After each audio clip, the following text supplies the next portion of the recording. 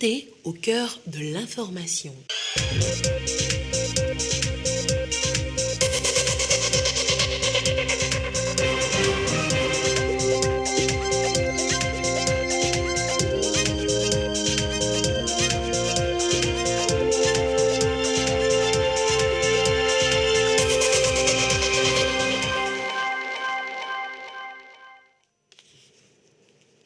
Mesdames, Messieurs, bonsoir.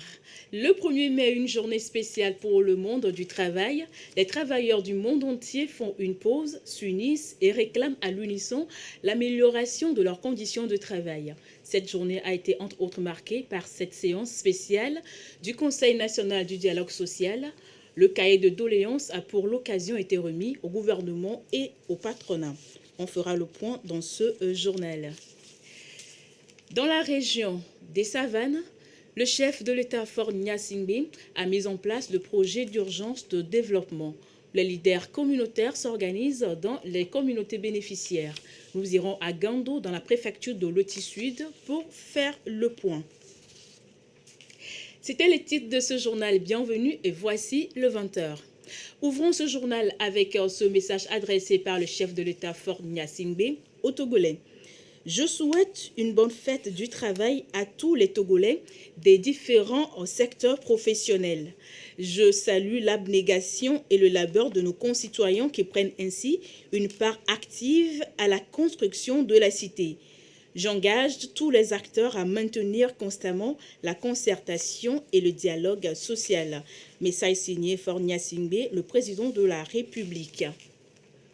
Le 1er mai 2022 a été marqué par une séance spéciale de travail du Conseil national du dialogue social, une rencontre qui a permis aux organisations syndicales des travailleurs de remettre le traditionnel cahier de doléances au gouvernement et au patronat. Le compte-rendu de Tchazinam Bagar.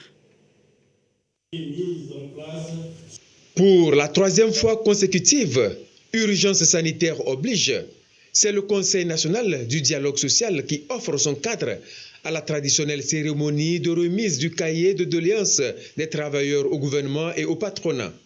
Cette année, les revendications des travailleurs sont regroupées en 5 axes.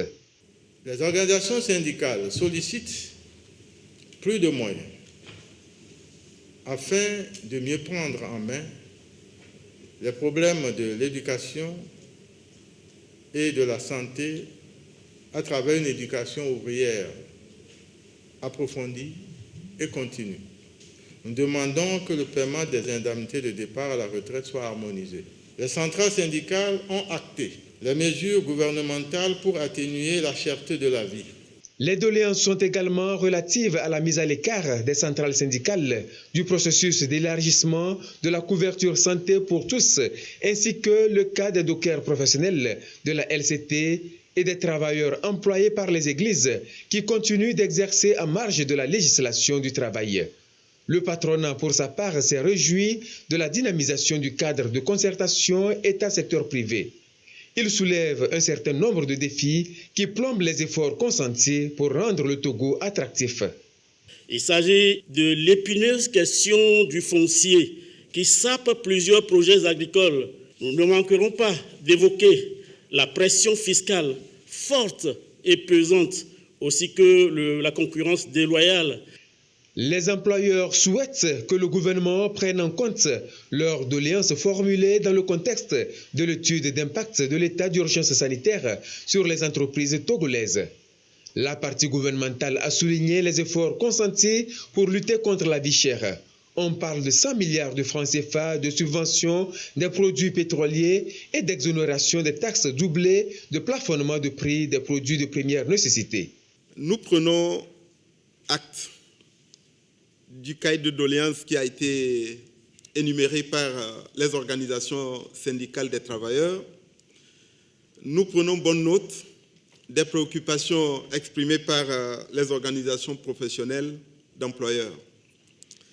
Je voudrais indiquer que le gouvernement a toujours privilégié le dialogue et la concertation. C'est pourquoi nous continuons à exhorter vivement les organisations syndicales des travailleurs à être attentifs au respect des lois et des règlements qui existent dans notre pays. Ce n'est pas fait pour leur rendre la vie beaucoup plus difficile, c'est fait pour s'assurer que le dialogue puisse avoir lieu de manière beaucoup plus structurée et beaucoup plus productive. La volonté du gouvernement de maintenir le dialogue dans le secteur de l'éducation et dans celui de la santé est également exemplifiée. Des mesures fortes sont annoncées pour apaiser le climat social dans les deux secteurs.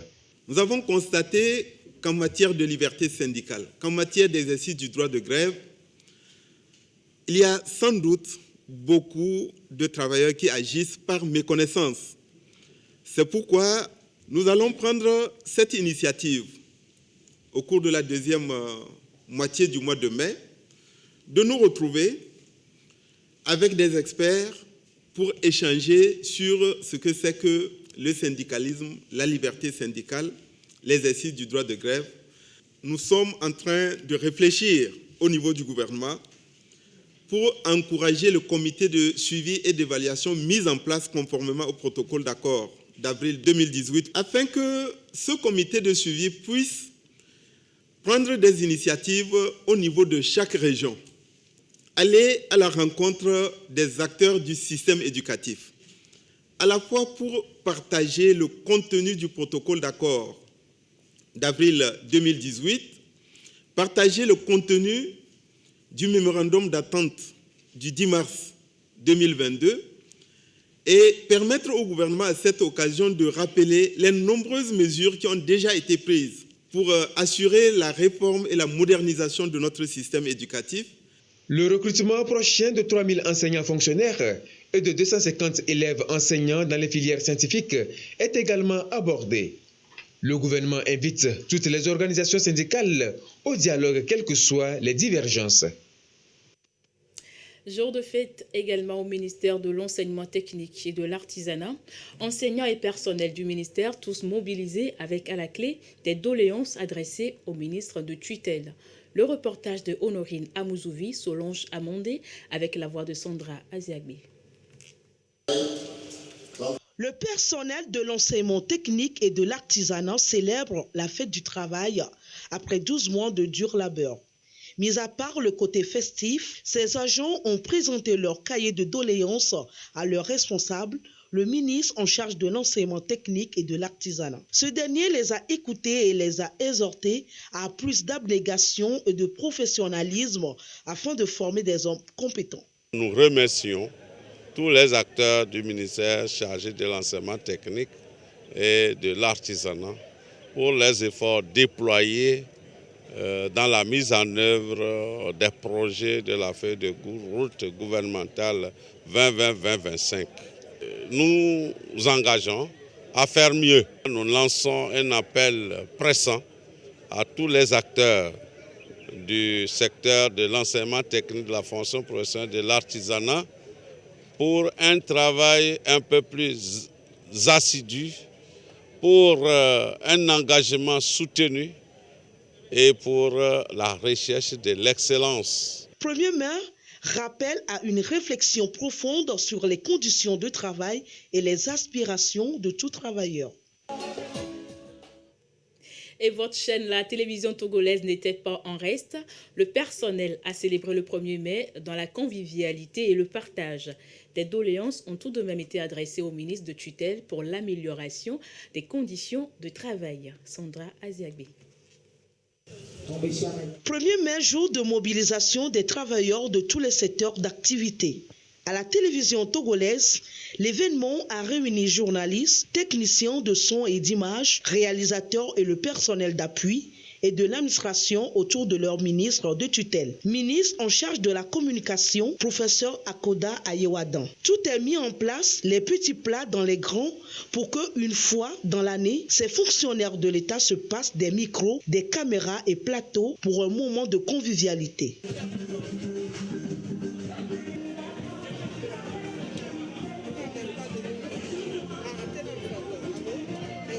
Ce jour est associé au mouvement ouvrier pour lutter en faveur du droit du travail. J'exhorte tout le personnel à plus de professionnalisme. Avec ça, nous pouvons relever les grands défis qui se pointent devant nous.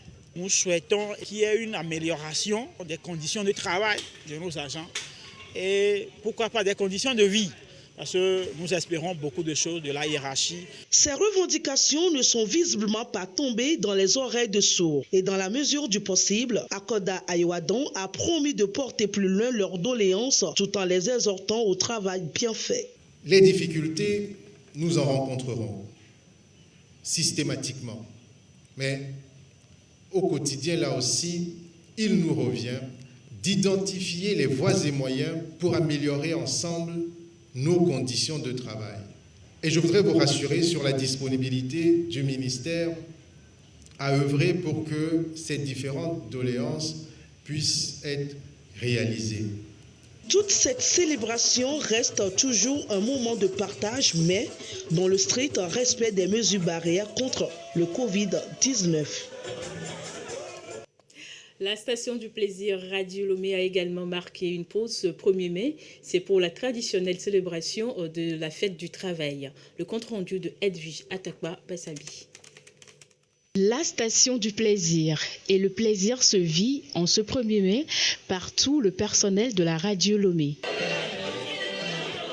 Le personnel de Radio Lomé, comme tout autre travailleur, réclame de meilleures conditions de travail. Le personnel de Radio Lomé s'est retrouvé tout d'un coup pour pouvoir échanger et se relaxer, pour reprendre le travail très bien, pour marquer l'année et soumettre quelques doléances à M. le ministre, des doléances relatives à l'amélioration des conditions de travail et à tout ce qui peut contribuer à la bonne marche de la radio nationale, Radio Lomé. Des doléances formulées à l'endroit du ministre de tutelle, professeur Akoda Ayewadon, qui s'est engagé à les concrétiser. Pour moi, c'est une belle occasion, une occasion de réjouissance qui permet aux collaborateurs de se retrouver. Je voudrais d'abord indiquer que les collaborateurs sont la fondation de l'institution. Donc la Radio Lomé, c'est vous qui la faites. Ce n'est pas Radio Lomé qui vous fait. Sans vous, il n'y a pas de radio. Avec vous, il y a une radio.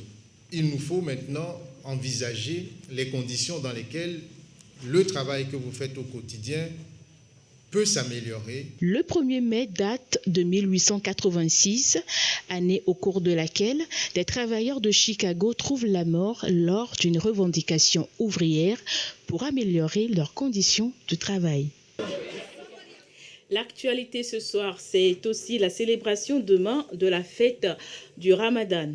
Le chef de l'État Faure Gnassingbé a pour l'occasion adressé un message à son Excellence, M. Alassane Ouattara, président de la République de Côte d'Ivoire. Monsieur le Président, c'est avec un réel plaisir que je voudrais vous adresser au nom du peuple et du gouvernement togolais, ainsi qu'en mon nom personnel, mes très vives et chaleureuses félicitations à l'occasion de l'Aïd el-Fitr.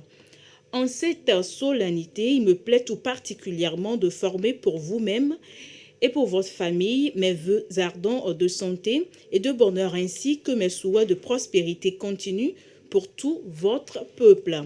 Puisse Allah, le très miséricordieux, vers qui se sont élevées les prières des fidèles musulmans durant ce mois béni de Ramadan, accorder au monde la paix. Je vous prie d'agréer, Monsieur le Président, les assurances de ma très haute considération. Message signé Faure Isozimna Gnassingbé, président de la République togolaise. Et des messages similaires ont été adressés par le président Faure Gnassingbé au chef d'État suivant. Sa Majesté Salman Ben Abdelaziz El Saoud d'Arabie Saoudite, Son Excellence Monsieur Abdel Madid Tebboune d'Algérie, Son Excellence Monsieur Alassane Ouattara de la Côte d'Ivoire, Son Excellence Monsieur Ismaël Omar Guelleh du Djibouti, Son Excellence Monsieur Abdel Fattah Al-Sisi de l'Égypte, Son Altesse Cheikh bin Zayed Khalifa Al Nahyan des Émirats Arabes Unis, Son Altesse Cheikh Mohammed bin Zayed Al Nahyan, prince héritier d'Abu Dhabi, Son Excellence Monsieur Ali Bongo Ondimba du Gabon, Son Excellence Monsieur Adama Barrow de Gambie, Son Excellence Monsieur Lieutenant-colonel Mamadi Doumbouya du Guinée, Son Excellence Monsieur Joko Widodo de l'Indonésie, Son Excellence Monsieur Bahram Sali de l'Irak, Son Excellence Monsieur Ebrahim Raisi de l'Iran, Sa Majesté Abdallah II de la Jordanie, Son Altesse Nawaf Al-Ahmad Al-Jaber Al-Sada du Koweït, Son Excellence Monsieur Colonel Assimi Goïta du Mali, Sa Majesté Mohamed VI du Maroc, Son Excellence Monsieur Mohamed Ould El Ghazouani de la Mauritanie, Son Excellence Monsieur Mohamed Bazoum du Niger, Son Excellence Monsieur Muhammadu Buhari du Nigeria, Son Excellence Monsieur Arif Alvi du Pakistan, Son Excellence Monsieur Mahmoud Abbas de la Palestine, Son Altesse Cheikh Tamim Ben Hamad Al Thani de Qatar, Son Excellence Monsieur Macky Sall du Sénégal, Son Excellence Monsieur Abdel Fattah Al-Burhan du Soudan, Son Excellence Monsieur Bachar el-Assad de la Syrie, Son Excellence Général Mahamat Idriss Déby du Tchad, Son Excellence Kais Saïed de la Tunisie, Son Excellence Monsieur Recep Tayyip Erdogan de la Turquie, Son Excellence Monsieur Azali Assoumani de l'Union des Comores et Son Excellence Madame Samia Sulubu de la Tanzanie. Le chef de l'État, Faure Gnassingbé, a également formulé les vœux de santé, de bonheur et de prospérité continue pour ses pays frères et leur a souhaité une très bonne fête du Ramadan. Et dans son discours du 27 avril dernier, le chef de l'État Faure Eswazimna Gnassingbé est revenu sur la situation sécuritaire de la sous-région ouest-africaine et plus précisément du Togo. La région des savanes ayant été attaquée il y a quelques mois par des djihadistes, des actions sont mises en place pour régulariser la situation dans les savanes. Ulrich Amega nous fait le point. Novembre 2021, le Togo faisait face à une attaque terroriste au nord du pays. Les forces de défense et de sécurité togolaises ont su repousser l'attaque. Saint-Loaga dans le Pendjal était la cible. Quelques mois plus tard, en février 2022, des présumés terroristes ont créé la peur dans un village de Mandjouri, près de la frontière avec le Burkina Faso. Le gouvernement togolais prend la mesure de la situation. Un plan d'urgence est mis sur pied pour la région des savanes. Le président de la République, Faure Eswazimna Gnassingbé, n'a pas manqué de relever la contingence dans son discours du 27 avril. L'État doit continuer à renforcer sa présence partout, sur l'ensemble du territoire national, avec le plan d'urgence pour la région des savanes. Il ne s'agit pas seulement de se réunir et de travailler dans une logique habituelle, mais aussi de rencontrer les populations, de présenter ce que le gouvernement entend faire dans ces localités-là. Et comme vous le savez, le plan d'urgence pour les savanes a priorisé l'accès aux services sociaux de base, eau, électricité, pistes rurales, agriculture, santé, éducation. Des stratégies pour apporter une solution concrète et rapide aux préoccupations des populations. Populations qui peuvent également compter sur l'opération Kundjouaré, opérationnelle depuis 2018. Unité et solidarité, plus que jamais important. La question de sécurité, ça ne peut plus une question pour les militaires et les forces de sécurité et puis nous autres civils ailleurs. Nous devons faire ce lien avec nos forces de sécurité et de défense. Nous sommes menacés, les frères et les sœurs, nous sommes menacés. Et donc nous devons nous consolider dans cette période. Nous devons être extrêmement vigilants dans nos quartiers et collaborer avec les forces de sécurité, donner des informations, les renseignements qu'il faut, de sorte que nous puissions, les éléments qui assurent notre sécurité puissent vraiment faire leur travail à fond. La vie chère favorise également ces choses-là. Et c'est de là qu'est venu le programme prioritaire sur les savanes, pour renforcer véritablement, réduire, si vous voulez, les fractures sociales qui existent là-bas, de sorte à donner un levier de résilience face à l'adversité qui nous menace, et qui nous menace autant de l'intérieur que de l'extérieur. C'est toute la région ouest-africaine qui est menacée depuis des années déjà par le terrorisme. Le chef de l'État l'a martelé, il faut des actions fortes et cohérentes pour garantir la sécurité des peuples et aussi la vigilance de tous. Et justement, la sécurité, la paix, la stabilité, la cohésion sociale, le vivre ensemble sont des valeurs primordiales pour rendre possible toute initiative de développement. Le chef de l'État, Faure Gnassingbé, a également mis en marche le projet d'urgence de développement dans sa politique d'inclusion sociale. Au sein des communautés bénéficiaires des initiatives de lutte contre l'extrémisme violent, c'est le cas de Gando dans la préfecture de Loti Sud. Le reportage est signé Gérard Lagoudou. Bientôt, le démarrage de la nouvelle campagne agricole dans la région des Savanes. Moment propice au conflit entre éleveurs et agriculteurs. En vue d'anticiper et de préserver la paix et le vivre ensemble dans un environnement marqué par des défis sécuritaires, le préfet de Loti Sud implique leaders religieux, communautés Peul et chefferies traditionnelles dans la vision du chef de l'État pour le développement du pays. Le message de symbiose, peuple, habitants d'un même territoire qui est le Loti Sud, et nous sommes tous Togolais à l'échelle nationale. Et nous devons nous inscrire dans cette logique du chef de l'État qui, chaque jour que Dieu fait, ne cesse d'appeler tous les Togolais à l'union, à nous aimer. Et c'est dans cette paix que nous pouvons tous se développer. Plusieurs communications seront développées autour du thème retenu. Enjeux et défis sécuritaires, quelle contribution de la communauté Peul, des guides et de la chefferie traditionnelle de la préfecture de Loti Sud pour la sauvegarde de la paix et de la cohésion sociale au Togo. Si tu as connu que son bé allait gâter, même si ça n'a pas tombé même, quelqu'un venu dit, monsieur est tombé, allez gâter, il faut aller voir. Il faut dire pardon pour trouver les solutions. Notre devoir, c'est de faire comprendre à notre population que sans la paix, rien ne peut marcher. Si aujourd'hui ça ne va pas dans un milieu, mais pour aller au marché, vous ne pouvez pas. Pour aller chercher même de l'eau, vous ne pouvez pas. Alors il faut toujours soutenir tout ce qui entreprend pour cette paix. Le préfet de Loti Sud, Fekimani Sambiani, a appelé les participants à une meilleure appropriation des présents travaux de restitution de la rencontre tenue à Lomé, qui a regroupé tous les leaders de la communauté Peul pour faciliter la mise en œuvre du plan d'urgence de développement de la région des Savanes, initié par le chef de l'État, dont les travaux sont en cours. 29 avril 2022, date anniversaire de la Convention sur l'interdiction des armes chimiques. L'éducation et la sensibilisation ont marqué la journée au Togo. La NIAC Togo, l'autorité régulatrice, veut ainsi faire du Togo un pays exempt d'armes chimiques. Des précisions de Sandra Aziagbe.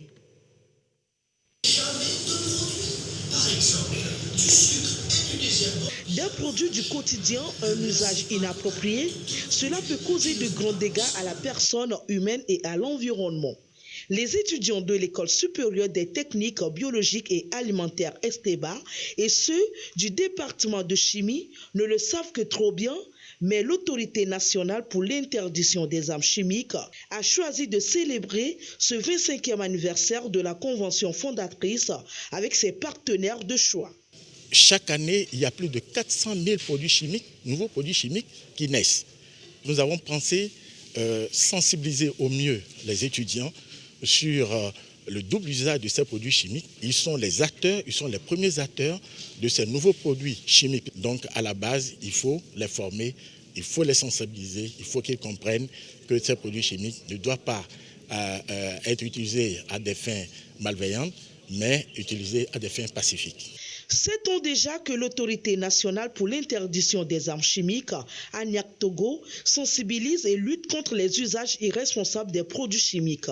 Une caravane dénommée « La victoire de l'humanité sur les armes chimiques » a marqué la journée.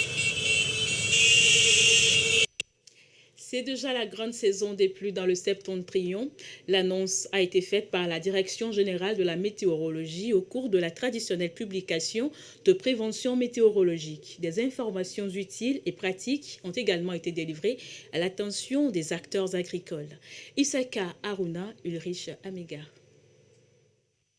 Face aux premiers responsables des services météorologiques, les hommes et femmes des médias, au centre des échanges, les prévisions de la grande saison des pluies de l'année 2022 dans le nord du Togo. Cette année, la grande saison des pluies dans le nord va démarrer beaucoup plus tôt. Donc les agriculteurs peuvent commencer les activités champêtres. Elle a été beaucoup plus précoce et la fin serait un peu plus tardive. Donc là, vous dites qu'on aura une saison vraiment normale, à voire beaucoup plus longue. On aura un excès d'eau, on prévoit un écoulement au niveau du bassin de Loti, un écoulement qui va aller de normal à excédentaire. Donc cela voudra dire que probablement on aura des débordements, des inondations dans ce bassin. En dehors de ça, il y a aussi ce bassin du Mono et puis le bassin du lac Togo aussi qui sont concernés. Des informations pratiques et utiles pour l'activité agricole dans cette zone du pays. D'où ces orientations du service de la météorologie pour éviter tout désagrément. Ceux qui n'ont pas encore préparé leur terrain doivent aller très rapidement et ceux qui ont déjà préparé leur parcelle doivent essayer de mettre des variétés qui vont vraiment résister, surtout dans le nord là, à l'excès d'eau. Donc ils peuvent s'approcher aussi des autres institutions telles que ITRA et ICAT pour pouvoir essayer d'avoir des conseils beaucoup plus avertis en matière de variétés à utiliser. Les non-paysans, c'est vraiment de faire très attention et de ne pas habiter vraiment les zones les plus vulnérables. Cette rencontre avec les médias marque ainsi le début de la campagne de vulgarisation des données météorologiques. La DGMN va rencontrer les acteurs cibles de cette partie du pays pour le même exercice. Je vous fais à présent lecture de ce communiqué du ministère de l'Agriculture, de l'Élevage et du Développement rural. Dans un contexte marqué par une flambée des prix des engrais sur le marché international, le gouvernement togolais a mobilisé une importante quantité d'engrais vivriers disponibles dans tous les magasins de la CAGIA sur toute l'étendue du territoire national. En vue de soutenir nos braves agriculteurs en cette période de conjoncture difficile et en dépit des coûts de revient très élevés des engrais, le gouvernement togolais a une fois encore fortement subventionné le prix de vente des engrais et a fixé à 18 000 francs CFA le prix du sac de 50 kg de NPK 15-15-15 et de l'urée 46% N. Des dispositions particulières sont prises au niveau des magasins de la CAGIA pour assurer une gestion sécurisée de ces engrais en vue de répondre aux besoins exprimés et éviter des sorties frauduleuses hors de nos frontières.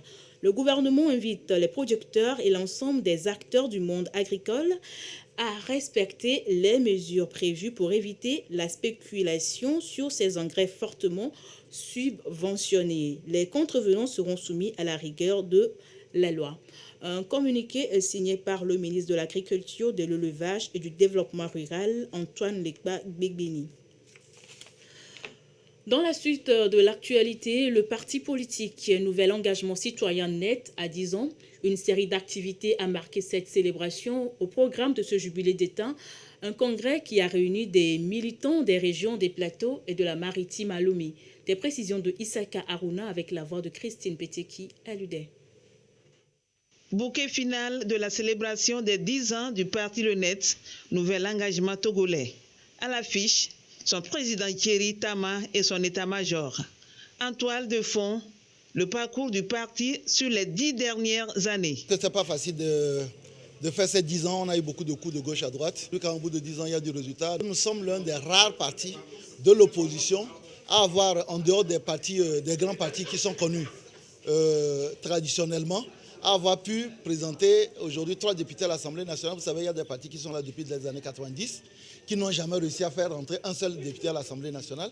Et aujourd'hui, avec la politique autrement, nous montrons qu'on peut approcher un député, par exemple, qui peut être parmi les gens, qui peut aller jouer au foot avec les gens, qui peut aller faire tout ce que le commun des mortels fait, sans que pour autant ça enlève quoi que ce soit à sa fonction principale, qui est de contrôler l'action du gouvernement et voter les lois. Et je pense que c'est quelque chose de nouveau. Il y a beaucoup d'autres partis qui sont en train de nous imiter. Et si nous y arrivons, nous aurons atteint une bonne partie de ce que nous voulons faire avec la politique autrement. Début année prochaine, les élections régionales au Togo. le net eut déjà sa machine électorale. Vous savez, la formation citoyenne des militants, c'est le fer de lance au fait de toute action politique. Si les militants ne savent pas où est-ce que le parti va, si les militants ne connaissent pas les éléments de langage, si les militants ne connaissent pas ce que le parti fait, ils ne peuvent pas répercuter ces actions-là sur le terrain. De centralisation, nous allons parler de la femme, de la place de la femme dans la politique. Nous allons parler de ce que le net fait au niveau de l'Assemblée nationale. Et pour finir, je ferai une communication sur les perspectives du parti. Le net ira aux élections régionales dans le premier trimestre de 2023, en espérant avoir à peu près 10% des conseillers. Le net ira aux élections législatives de fin 2023, en essayant d'avoir un nombre de députés avec 2 chiffres. Et le net ira bien entendu aux élections de 2025. Même si, comme nous le disons partout, on l'assume entièrement, la pleine puissance du parti sera obtenue à partir de 2030. À ce congrès anniversaire, le net a enregistré le soutien d'autres formations politiques. Une solidarité à jauger à l'aune des prochaines échéances annoncées. Dans l'actualité également, un réseau de cambrioleurs a été démantelé par la gendarmerie nationale togolaise. Ils ont commis des forfaits entre février et mars dernier. Les lieux, la poste d'Aklakou et la microfinance La Fructueuse de Pogan. La cible, les coffres forts. Les faits, le récit avec le commandant de gendarmerie Anawi Massamesso. La gendarmerie nationale, dans sa perpétuelle lutte contre l'insécurité, a diligenté une enquête qui a permis de démanteler le réseau des cambrioleurs de la poste d'Aklakou et de la microfinance La Fructueuse de Pogan. À chaque fois, les cambrioleurs avaient pour cible les coffres-forts contenant de fortes sommes d'argent.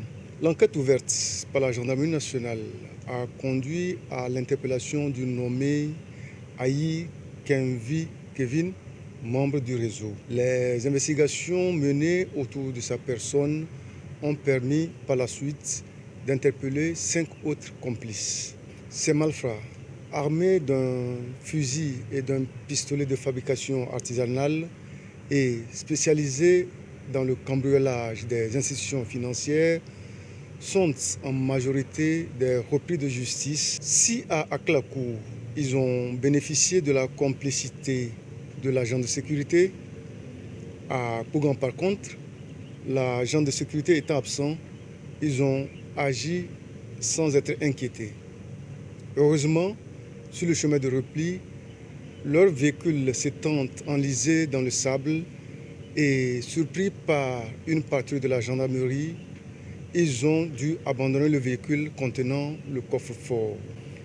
Ils seront présentés à M. le procureur de la République pour groupement de malfaiteurs, vol aggravé et détention illégale d'armes à feu et de munitions. C'est un ami qui est venu vers moi me parler qu'il y a des techniciens maintenant pour le cambriolage. Que s'il y a des choses comme ça, je n'ai qu'à le faire signe. Et effectivement, j'ai vu le poste d'Aklakou et je l'ai appelé que si on peut aller cambrioler là-bas, il dit il n'y a pas de problème. Et deuxièmement, on est venu à Pogan pour le cambriolage encore.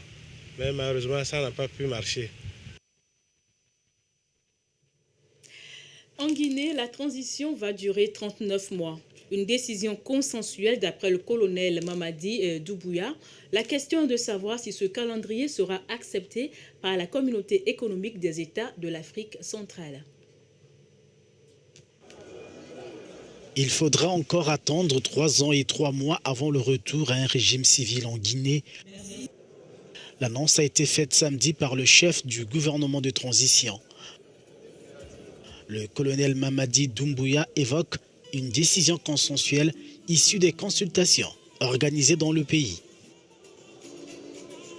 De toutes les consultations engagées à tous les niveaux depuis le début de la transition, avec toutes les composantes de la nation, auprès de tous les Guinéens partout où ils se trouvent, il ressort une proposition médiane d'une durée consensuelle de la transition de 39 mois.